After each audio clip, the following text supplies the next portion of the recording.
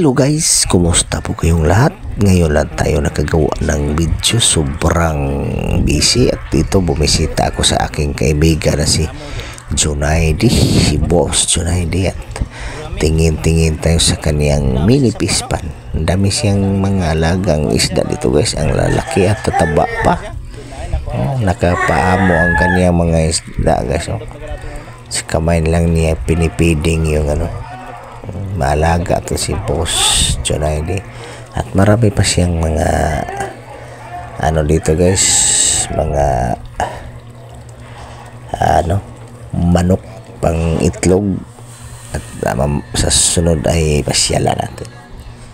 Ito yung mga niya. Dito lang siya kubo, under ng kubo niya. Malaki yung mga nila,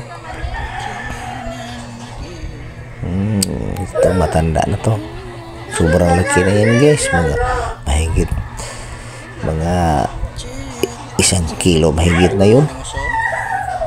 Ang gandang tingnan dito talaga guys, cool na cool. At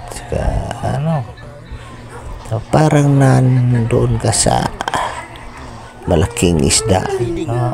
Pinapiling ko guys, grabe yung mga sa isda. Saglit lang yung page,